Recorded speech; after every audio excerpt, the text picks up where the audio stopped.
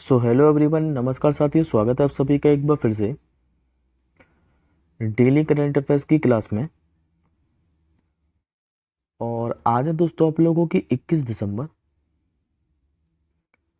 और आज हम सभी 21 दिसंबर से बनने वाले जितने भी आप लोगों की मोस्ट इम्पोर्टेंट करंट अफेयर्स के प्रश्न बने हैं, इन सभी प्रश्नों को हम इस क्लास के अंदर डिस्कस करेंगे। तो चलिए साथियों, बिना किसी देरी के हम लोग क्लास को शुरू करते हैं। लेकिन एक बार मैं आपको मात्र 2 मिनट के अंदर 20 दिसंबर के करंट अफेयर्स के प्रश्नों को क्विकली रिवाइज करा देता हूँ। ये क्वेश्चन मैंने आपको कल पढ़ाए थे, उसके बाद हम लोग आज के क्वेश्चनों को कवर करेंगे।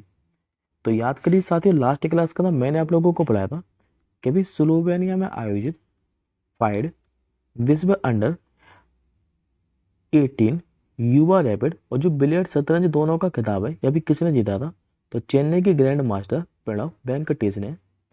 दूसरा क्वेश्चन मैंने आपको अपॉइंटमेंट से संबंधित पढ़ाया था कि भी एसबीआई के जो प्रबंध निदेशक है, इसके रूप में किसे नियुक्त किया गया है? तो राम मोहन राव अमारा को। भारत में अब मैं अभी नेपाल के राजदूत के रूप में फिर से किसे नियुक्त किया गया है? तो शंकर प्रसाद शर्मा को। भारत ने अभी कहाँ पर गंगा नदी डॉल्फिन की पहली बार सैटेलाइट टैगिंग की थी? तो ये की थी साथियों असम के अंदर। कौन सा ऐसा देश है जो कि 2025 में एक मुफ्त mRNA कैंसर की वैक्सीन लॉन्च करने जा रहा है? तो ये करेगा रूस। प्रधानमंत्री सूर्य घर मुफ्त बिजली योजना के बारे में बताया था मैंने आपको। इसके तहत रूफटॉप सोलर इंस्टॉलेशन की संख्या के मामले में ऐसा कौन सा राज्य था जो कि पहले स्थान पर था? तो ये Gujarat. QS world university ranking के बारे में भी बताया था मैंने आपको, सस्टेनेबिलिटी 2025। इसमें देश का अव्वल जो शिक्षण संस्थान है, ये कौन सा रहा था? तो ये था दोस्तों आईआईटी दिल्ली, जबकि दूसरे स्थान पर आईआईटी खड़गपुर रहा था। हिंदी के लिए मैंने आपको साहित्य अकादमी पुरस्कार के बारे में बताया था 2024, ये किसे प्रदान किया है? तो गगन गिल को। लोकसभा में वन नेशन वन इलेक्शन के लिए कौन सा संविधान संशोधन बिल पेश किया गया था? तो 129वें नंबर का। पहला वर्ल्ड कप 2024 में अभी टीम एशिया के लिए खेलने वाली एकमात्र जो भारतीय खिलाड़ी है, ये कौन बनी थी? तो टेबल टेनिस खिलाड़ी मनिका बत्रा। और लास्ट क्वेश्चन मैंने आपको 11वां पढ़ाया था, कभी फीफा इंटर कॉन्टिनेंटल कप 2024 का जो खिताब है, ये किसने जीता था? तो रियल मैड्रिड ने। आई होप साथियों को 20 दिसंबर के सारे करंट अफेयर्स के प्रश्न क्लियर होंगे। अब बढ़ते हैं हम लोग आज के क्वेश्चनों की ओर। तो आज का पहला क्वेश्चन साथियों आप लोगों के सामने रहा। और आज का जो पहला ही क्वेश्चन है, ये आपका मोस्ट इंपोर्टेंट क्वेश्चन है। इस पे आप लोग स्टार मार्क कर लीजिए। आप लोगों से पूछ रहा है कभी सौर ऊर्जा से चलने वाला देश का जो पहला सीमावर्ती गांव है, यह भी कौन सा बन गया है? तो पहले तो साथियों आप लोग इस क्वेश्चन का आंसर जान लीजिए। ये बन गया अभी गुजरात का मसाली गांव। करेक्ट आंसर हो जाएगा आपका ऑप्शन नंबर बी। देखिए साथियों, जो गुजरात का मसाली गांव है, यदि आप लोगों से पूछे कि ये स्थित कहाँ पर है, तो याद रखेंगे गुजरात के बनासकांठा जिले के अंदर। और ये भी सौर ऊर्जा से चलने वाला देश का पहला सीमावर्ती गांव बन गया है। गुजरात के मसाली गांव की बात करें तो ये पाकिस्तान की सीमा से महज 40 किलोमीटर की दूरी पर स्थित है। और इस गांव की आबादी के बारे में बात करें तो यहाँ के दोस्तों 800 लोगों की आबादी है खाली। अब ये भारत के पहले से रिलेटेड क्वेश्चन है। तो अभी तक साथियों मैंने आपको दिसंबर महीने के अंदर जितने भी भारत से पहले से संबंधित करंट अफेयर्स के प्रश्न पढ़ाए, वो मैं आपको सारे के सारे रिवाइज करा देता हूँ। ये सारे के सारे दोस्तों नए क्वेश्चन हैं और ये मैंने आपको दिसंबर महीने के अंदर ही पढ़ाए। याद करिए, मैंने आपको भारत का पहला एयर कार्गो हब बताया था। ये भी कहाँ पर बनने जा रहा है? तो ये बनने जा रहा है नोएडा के अंदर। भारत का भी पहला मैंने हाइपर लूप आपको टेस्ट ट्रैक बढ़ाया था। यह भी कहाँ पर बनकर तैयार हुआ है? तो आईआईटी मद्रास के अंदर। भारत ने भी पहला जो मधुमेह बायो बैंक है, ये कहाँ पर शुरू किया था? तो तमिलनाडु के चेन्नई के अंदर। भारत का पहला मैंने आपको वर्टिकल लिफ्ट रेल ब्रिज के बारे में बताया था, ये कहाँ पर बनकर तैयार हुआ है? तो तमिलनाडु के अंदर ही। भारत का पहला भी स्वदेशी माइक्रोलाइटर जो एंटीबायोटिक है, इसका नाम क्या है? तो ये दोस्तों निमोनिया के लिए था और इसका नाम क्या था? तो नेफ्रिथ्रोमाइसिन। और उत्तर प्रदेश में भी भारत का पहला एकीकृत अपशिष्ट प्रबंधन जो सह शिक्षण केंद्र है, यह भी कहाँ पर स्थापित होने वाला है? तो उत्तर प्रदेश के गोरखपुर के अंदर। अब बढ़ते हैं हम लोग साथियों गुजरात की ओर, यानी कि अब हम गुजरात के बारे में पढ़ लेते हैं। तो पहले आप लोग मैप में गुजरात को देखिए। ये रहा साथियों को मैप में गुजरात। जो कि भारत में खाली 3 राज्यों के साथ सीमा बनाता है। एक तो इसकी जो सीमा है ये राजस्थान के साथ लगती है, दूसरी अपनी ये सीमा साझा करता है मध्य प्रदेश के साथ, और तीसरी इसकी जो सीमा है ये लगती है महाराष्ट्र राज्य के साथ। और जबकि दोस्तों अंतर्राष्ट्रीय सीमा पूछे तो ये पाकिस्तान के साथ लगती है। गुजरात की राजधानी क्या है तो ये आपकी गांधीनगर। गुजरात के मुख्यमंत्री पूछे तो ये भूपेंद्र भाई पटेल, और राज्यपाल है यहाँ के आचार्य देवव्रत। और अभी साथियों पूरे देश में क्या है कि लोकसभा के चुनाव संपन्न हुए थे, इसलिए आप लोग लोकसभा की सीटों की संख्या भी याद रखिएगा कि यहाँ पर 26 लोकसभा की सीट है। राज्यसभा की सीट कितनी है तो 11, और विधानसभा की सीट है 182। और जिलों की संख्या पूछे आप लोगों से तो ये 33 है। जबकि गुजरात का गठन कब हुआ था तो 1 मई 1960 को। अब हम लोग गुजरात से संबंधित करंट अफेयर्स के प्रश्नों को रिवीजन कर लेते हैं, जो कि साथियों हम लोग 3 महीने के अंदर पढ़े हैं लास्ट। ये सारे के सारे जो मैं आपको क्वेश्चन बता रहा हूँ, ये सारे के सारे क्वेश्चन गुजरात से संबंधित है, और मैंने आपको लास्ट 3 महीने के अंदर पढ़ाए ये क्वेश्चन। याद करिए अभी मैंने आपको दिसंबर महीने के अंदर पढ़ाया था, कभी गुजरात का जो गढ़चोला है इसको जीआई टैग दिया गया था। प्रधानमंत्री नरेंद्र मोदी जी ने अभी गुजरात का जो बड़ोदरा है यहाँ पर टाटा के एयरक्राफ्ट कॉम्प्लेक्स का उद्घाटन किया था। गुजरात अभी सेमीकंडक्टर नीति को लागू करने वाला भारत का पहला राज्य भी बना था। अभी हमारे जो केंद्रीय गृह और सहकारिता मंत्री हैं अमित शाह जी, इन्होंने गुजरात का सबसे बड़ा कूड़ी से बिजली बनाने वाला जो प्लांट है इसका शुभारंभ कहाँ पर किया था, गुजरात के अहमदाबाद शहर के अंदर। ऑस्ट्रेलिया का साथियों जो वोलोंगडोंग विश्वविद्यालय है, इसने भी किस राज्य की गिफ्ट सिटी में अपना पहला परिसर खोला था, ये गुजरात के अंदर ही। और गुजरात सरकार ने भी राज्य में कुटीर और ग्रामीण उद्योग को बढ़ावा देने के लिए न्यू कोटेज पॉलिसी 2024 भी पेश की थी। अब बढ़ते हैं हम लोग आज के दूसरे प्रश्न की ओर। आज का साथ आपको जो दूसरा क्वेश्चन है ये पुरस्कार से संबंधित क्वेश्चन है, और आप लोगों से पूछ रहा है कि अभी वर्ष 2023 के लिए जो राष्ट्रीय तानसेन सम्मान है ये किसे प्रदान किया गया है। तो ये प्रदान किया है पंडित स्वप्न चौधरी को। करेक्ट आंसर हो जाएगा आपको ऑप्शन नंबर ए। देखिए साथ भी जो तानसेन सम्मान है जो कि 2023 के लिए दिया है ये इस बार पंडित स्वप्न चौधरी को दिया गया है। और इसी के साथ साथ ये और याद रखिएगा कि इंदौर की एक संस्थान है जिसका नाम है सानंद न्यास, इसको वर्ष 2030 के लिए राजा मान सिंह तोमर सम्मान से सम्मानित किया गया है। बात करते हैं तानसेन संगीत समारोह के बारे में, तो लास्ट क्लास के अंदर ही मैंने आप लोगों को पढ़ाया था कि इसका आयोजन कब से लेकर कब तक किया गया था। तो 15 से लेकर 19 दिसंबर तक। कहाँ पर तो मध्य प्रदेश के ग्वालियर के अंदर। और इस बार ये साथ ही 100वें नंबर का था तानसेन संगीत समारोह। और इसमें मैंने आप लोगों को पढ़ाया था लास्ट क्लास के अंदर कि यहाँ पर अभी 9 मिनट तक एक साथ सबसे अधिक वाद्य यंत्र बजाकर गिनीज वर्ल्ड रिकॉर्ड बनाया गया था। और इसमें प्रसिद्ध जो बांसुरी वादक थे जिनका नाम पंडित रोनू मजूमदार, इन्होंने इस प्रदर्शन का समन्वय किया था। जबकि साथ ही इस प्रदर्शन में तानसेन के द्वारा रचित जो 3 राग हैं ये शामिल थे। 3 राग कौन कौन से थे तो एक तो मल्हार, दूसरा था इसमें मियाँ की तोड़ी, और तीसरा दरबारी कन्हारा था। अब बढ़ते हम लोग आज के तीसरे प्रश्न की ओर। आज का तीसरा क्वेश्चन आप लोगों के सामने रहा, और आप लोगों से दोस्तों पूछ रहा है कि अभी भारतीय सेना ने अपना आर्टिफिशियल इंटेलिजेंस इंक्यूबेशन जो सेंटर है ये अभी कहाँ पर लॉन्च किया है। तो खाली साथियों आप लोगों से इतना ही पूछेगा कि अभी भारतीय सेना ने अपना आर्टिफिशियल जो इंटेलिजेंस इंक्यूबेशन सेंटर है ये लॉन्च किया अभी कर्नाटक की राजधानी बेंगलुरु के अंदर। करेक्ट आंसर होगा आपको ऑप्शन नंबर डी। और इसका साथ ही उद्घाटन किया किसने है तो हमारे थल सेनाध्यक्ष जनरल उपेंद्र द्विवेदी साहब ने। और इसका उद्देश्य क्या है तो आर्टिफिशियल इंटेलिजेंस के माध्यम से परिचालन क्षमता को बढ़ाना और आधुनिक सुरक्षा चुनौतियों का समाधान करना है। बात करते हैं हम लोग भारतीय थल सेना के बारे में। तो स्थापना कब हुई थी तो 1 अप्रैल 1895 के अंदर। और यदि दोस्तों आप लोगों से ये पूछे कि सर इंडियन जो आर्मी डे है ये कब मनाया जाता है तो ये याद रखेंगे 15 जनवरी को मनाया जाता है। मुख्यालय कहाँ है इसका तो नई दिल्ली के अंदर। अभी इसके वर्तमान में अध्यक्ष कौन है यानी कि प्रमुख तो ये उपेंद्र द्विवेदी साहब। जबकि दोस्तों इसके उप प्रमुख कौन है तो ये भी नए बने थे NS राजा सुब्रमण्य। अब आज का आप लोग चौथा प्रश्न देखिए। आज का साथ आपको जो चौथा क्वेश्चन है ये पुस्तक से संबंधित है।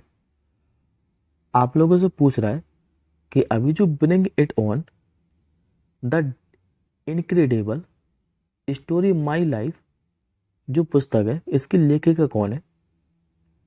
तो खाली दोस्तों आप लोग इतना ही याद रखिएगा कि जो ब्रिंग इट ऑन पुस्तक है, इसकी जो लेखक है ये दीपा मलिक है। और इसको लॉन्च कब किया जाएगा? तो जनवरी 2025 के अंदर। और इस पुस्तक का साथ ही जो प्रकाशन है ये किसके द्वारा किया जाएगा? तो हार्पर कॉलिंस इंडिया के द्वारा। अब बात करते हैं हम लोग दीपा मलिक के बारे में। तो इन्होंने साथ ही 23 अंतर्राष्ट्रीय पदक जीते हैं, और जबकि साथ ही भारत की पैरा ओलंपिक समिति की पहली महिला अध्यक्ष भी थी।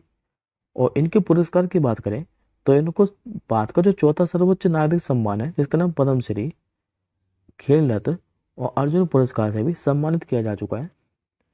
अब ये पुस्तक से संबंधित क्वेश्चन है। तो 2024 के अंदर कुछ मैंने साथियों को महत्वपूर्ण पुस्तकें बताई थी, उनके बारे में मैं एक बार आप लोगों को रिवीजन करा देता हूँ, क्योंकि पुस्तकों से एक नया क्वेश्चन एग्जाम में डेफिनेटली देखने को मिलता है। तो याद करिए दोस्तों, मैंने आपको Manoj Bajpayee the definitive biography पुस्तक के बारे में बताया था। इसके लेखक कौन थे? तो पीयूष पांडे। इसके बाद मैंने आपको द आइडिया ऑफ डेमोक्रेसी पुस्तक के बारे में बताया था। इसके लेखक कौन थे? तो सेम पित्रोदा। टेजर्स ऑफ द जो गुप्ता एम्पायर है, इस पुस्तक के लेखक कौन है? तो संजीव कुमार। हिंदी कहावत कोश के बारे में बताया था। ये पुस्तक शरद अग्रवाल के द्वारा लिखित है। और इसके अलावा और बात करें तो अभी मैंने आपको the 4 attempt on Narendra Modi live पुस्तक के बारे में बताया था। एक किसके द्वारा लिखित है? तो विनय कुमार सिंह के द्वारा। Mother Mary comes to me, ये सबसे महत्वपूर्ण पुस्तक है जो कि अरुंधति रॉय के द्वारा लिखित है। इंडिया क्लोजेस्ट स्ट्रेटेजिक पार्टनर, ये पुस्तक किसके द्वारा लिखित है? श्रीराम चोलिया के द्वारा। और वेलकम टू पैरासाइट पुस्तक के बारे में बताया था, ये ट्विंकल खन्ना की पुस्तक है। अब बढ़ते हैं हम लोग आज के 5वें प्रश्न की ओर। आज का 5वां क्वेश्चन ये आप लोगों के सामने रहा, और आप लोगों से साथियों पूछ रहा है कि 2024 में जो एशियाई युवा और जूनियर भारोत्तोलन चैंपियनशिप है, इसका जो आयोजन है ये भी कहाँ पर किया जा रहा है? तो वैसे तो साथियों आप लोगों से खाली इतना ही पूछेगा कि 2024 में जो एशियाई युवा और जूनियर भारोत्तोलन चैंपियनशिप है, इसका आयोजन किया कहाँ पर जा रहा है? तो याद रखिएगा आप लोग, कतर की राजधानी दोहा के अंदर। करेक्ट आंसर होगा आपका ऑप्शन नंबर सी। और इस चैंपियनशिप का आयोजन कब से लेकर कब तक किया जा रहा है? तो 19 से लेकर 25 दिसंबर तक। और इसमें से भारत का जो प्रतिनिधित्व है ये 28 सदस्यीय भारोत्तोलन दल के द्वारा किया जा रहा है, जिसमें 15 तो जूनियर प्रतियोगी और 13 युवा प्रतियोगी शामिल हैं। और इसमें साथ ही जो मार्टिना देवी मेवाम है, ये 18 वर्षीय भारोत्तोलक एशियाई जूनियर चैंपियनशिप में भाग ले रही हैं। अब आज का आप लोग 6वां प्रश्न देखिए। आज का 6वां क्वेश्चन आप लोगों के सामने रहा, और आप लोगों से पूछ रहा है कि अभी किस राज्य के पूर्व मुख्यमंत्री, जिनका नाम है ओम प्रकाश चौटाला, इनका भी 89 साल की उम्र में निधन हो गया है। तो ये साथियों हरियाणा के पूर्व मुख्यमंत्री थे, जिनका नाम है ओम प्रकाश चौटाला। और इनका क्या है, कभी हृदय संबंधी समस्या के कारण 89 साल की उम्र में निधन हो गया है। और ये साथियों किस पार्टी के नेता थे? तो याद रखेंगे इंडियन नेशनल लोकदल के। और इन्होंने हरियाणा के 4 बार मुख्यमंत्री के रूप में काम किया है। इनका जो पहला कार्यकाल है ये 1989 के अंदर शुरू हुआ था, और जबकि दोस्तों इनका जो अंतिम कार्यकाल है 1999 से लेकर 2005 तक रहा था। अब आज का आप लोग 7वां प्रश्न देखिए। आज का 7वां क्वेश्चन ये आप लोगों से पूछ रहा है कि अभी जो माउंट सेमोरी ज्वालामुखी है ये किस देश में स्थित है, जिसमें अभी हाल ही में विस्फोट हो गया है? तो ये हुआ अभी साथियों इंडोनेशिया के अंदर। करेक्ट आंसर होगा आपको ऑप्शन नंबर ए। और इंडोनेशिया के भी साथियों कहाँ पर स्थित है ये माउंट सेमोरी ज्वालामुखी? तो ये साथियों पूर्वी जावा प्रांत के अंदर स्थित है, और ये इंडोनेशिया के अंदर एक सक्रिय ज्वालामुखी से एक है। एडिशनल इन्फॉर्मेशन में आप लोग याद करिए, मैंने आपको इंडोनेशिया में ही अभी माउंट लेबोटोबी लाकी ज्वालामुखी के बारे में बताया था, जिसमें भी 3 नवंबर को विस्फोट हुआ था। और अभी मैंने आपको दिसंबर महीने के अंदर ही पढ़ाया कि अभी फिलीपींस के अंदर जो कोनोलॉन ज्वालामुखी है, इसमें भी अभी भीषण विस्फोट हुआ था। तो ये दोनों के दोनों ज्वालामुखी इसी से रिलेट करके याद रखिएगा। बात करते हैं हम लोग इंडोनेशिया के बारे में। तो यहाँ की दोस्तों राजधानी जकार्ता, और जबकि मुद्रा के चलती है तो इंडोनेशियन रूपी। अब आज का आप लोग 8वां प्रश्न देखिए। आज का साथियों आपको जो 8वां क्वेश्चन है ये इंडेक्स से संबंधित क्वेश्चन है। हालांकि साथियों इंडेक्स से संबंधित क्वेश्चन के बारे में मैं आप लोगों को पहले भी पढ़ा चुका हूँ, लेकिन क्या है कभी इसके बारे में फिर से जिक्र किया गया है। और इस क्वेश्चन का लाने का जो मेरा मकसद है ये आपको 2024 की सारे के सारे इंडेक्सेस के बारे में रिवीजन भी कराना है। तो पहले मुझे आप लोग इस प्रश्न का आंसर करिए कि अभी जारी जो पर्यटन विकास सूचकांक है 2024, इसमें भारत की जो रैंक है ये क्या रही है। तो याद रखेंगे इसमें भारत की जो रैंक है 39 रही है। तो करेक्ट आंसर हो जाएगा आपका ऑप्शन नंबर बी। और ये और पूछता साथियों कि ये जो इंडेक्स है ये जारी किसके द्वारा की जाती है। तो याद रखेंगे वर्ल्ड इकोनॉमिक फोरम के द्वारा। और इसमें भारत ने क्या है कि दक्षिण एशिया और निम्न मध्य आय वाले देशों में पहला स्थान प्राप्त किया है। अब बात करते हैं हम लोग शीर्ष स्थान वाले देशों के बारे में। तो सबसे पहले स्थान पर जो देश रहा है दोस्तों ये अमेरिका रहा है, दूसरे स्थान पर रहा है स्पेन और तीसरे स्थान पर जापान रहा है। अब हम लोग 2024 की सारी सूचकांक को रिवीजन कर लेते हैं। तो सबसे पहले दोस्तों मैंने आपको पढ़ाया था अभी जलवायु परिवर्तन प्रदर्शन सूचकांक के बारे में, और ये भी 2025 वाली जारी की गई थी, जिसमें भारत की स्थिति क्या रही थी 10वीं। ग्लोबल हंगर इंडेक्स के बारे में बताया था मैंने आपको, इसमें भारत की रैंक क्या है तो 105। ग्लोबल इनोवेशन इंडेक्स की बात करें तो इसमें भी दोस्तों भारत की जो रैंक है 39 रही थी। ग्लोबल जेंडर गैप इंडेक्स के बारे में पूछे आप लोगों से, तो भारत की इसमें रैंक क्या रही थी तो 129। इसके बाद मैंने आपको यूनाइटेड नेशन जो डेवलपमेंट प्रोग्राम है, जैसे आप लोग यूएनडीपी भी बोलते हैं, इसके द्वारा 2 इंडेक्सेस जारी की गई थी। एक तो दोस्तों जारी की गई थी ह्यूमन डेवलपमेंट इंडेक्स, जिसको आप लोग बोलते हैं मानव विकास सूचकांक, और दूसरी जो जारी की गई थी ये जेंडर इनइक्वालिटी इंडेक्स से जारी की गई थी, जिसको हिंदी में क्या बोलते हैं तो लैंगिक असमानता सूचकांक। तो ह्यूमन डेवलपमेंट इंडेक्स की बात करें तो इसमें भारत की जो रैंक है ये 134 रही थी, और भारत ने एक रैंक में सुधार किया था। और जबकि साथियों जो लैंगिक असमानता सूचकांक है इसमें रहती है भारत की रैंक 108। इसके बाद मैंने को वैश्विक बौद्धिक संपदा सूचकांक के बारे में पढ़ाया था, इसमें भारत की रैंक क्या रही थी तो 42। वर्ल्ड प्रेस फ्रीडम इंडेक्स के बारे में बात करें तो इसमें भारत 159वें स्थान पर था। हेनले पासपोर्ट इंडेक्स में देखें आप लोग तो अब भारत था इसमें 85वें स्थान पर, सॉरी इसमें भारत था 84वें स्थान पर।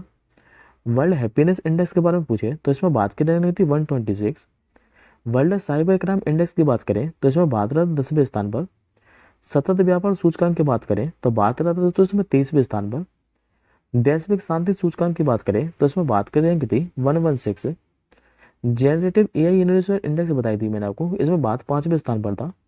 अभी पहली बार वैश्विक प्रकृति संरक्षण सूचकांक जारी की गई थी, और इसमें भारत रहा था 176वें स्थान पर। रूल ऑफ लॉ इंडेक्स में पूछे आप लोगों से तो भारत की रैंक इसमें 79 थी, और जबकि एआई तैयारी सूचकांक 2023 में भारत की रैंक क्या रही थी तो 72। आई होप साथियों को 2024 की सारी इंडेक्सेस क्लियर होंगे। अब बढ़ते हम लोग आज के 9वें प्रश्न की ओर। आज का 9वां क्वेश्चन दोस्तों आप लोगों के सामने रहा, और आप लोगों से ये पूछ रहा है कि अभी मिस इंडिया यूएसए 2024 का जो खिताब है ये भी किसने जीत लिया है। तो ये साथियों भारतीय अमेरिकी है, नाम जिनका कैटलिन सेंडा नील। करेक्ट आंसर हो जाएगा आपको ऑप्शन नंबर डी। ये जो साथियों कैटलिन सेंडा नील है ये एक भारतीय अमेरिकी है, और इनका जो जन्म है ये तमिलनाडु के चेन्नई के अंदर हुआ था। और इन्होंने अभी क्या है कि मिस इंडिया यूएसए 2024 का खिताब जीत लिया है।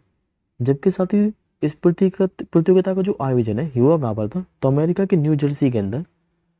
अब ये सौंदर्य प्रतियोगिता से संबंधित क्वेश्चन है, तो ये भी साथियों मैंने आपको रिसेंटली रिवीजन कराए थे, याद करिए।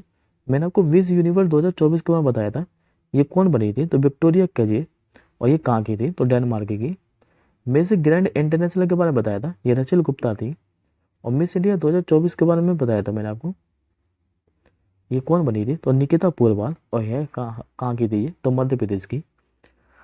अब आज का आप लोग 10वां क्वेश्चन देखें, और ये आज का आपका आखिरी क्वेश्चन है, और साथ ही वन लाइनरी क्वेश्चन है। इसके बारे में आप लोगों से खाली इतना ही पूछेगा कि अभी जो इंडिया रेटिंग एंड रिसर्च इसके द्वारा जारी वित्त वर्ष 2025-26 के लिए भारत के जो जीडीपी वृद्धि का अनुमान है ये कितना लगाया गया है। तो ये दोस्तों इंडिया जो रेटिंग एंड रिसर्च है इसके अनुसार वित्त वर्ष 2025-26 के लिए भारत के जो जीडीपी वृद्धि दर का अनुमान है ये 6.6% लगाए गए। तो खाली आप लोगों से इतना ही पूछेगा, तो याद रखिएगा। अब ये साथियों आपको आज का आपका क्वेश्चन ऑफ द डे है और इस प्रश्न का आंसर मुझे आप लोग कमेंट बॉक्स के अंदर बताइएगा कि वर्ष 2024 का फिजिक्स का जो नोबेल पुरस्कार है ये किसे प्रदान किया गया है। और एक बात और साथियों, इस क्लास के जो पीडीएफ है ये आप लोग हमारे टेलीग्राम ग्रुप से डाउनलोड कर लीजिएगा रिवीजन के लिए। अब हम जल्दी मिलेंगे कल सुबह 4:30 बजे। तब तक के लिए जय हिंद, वंदे मातरम।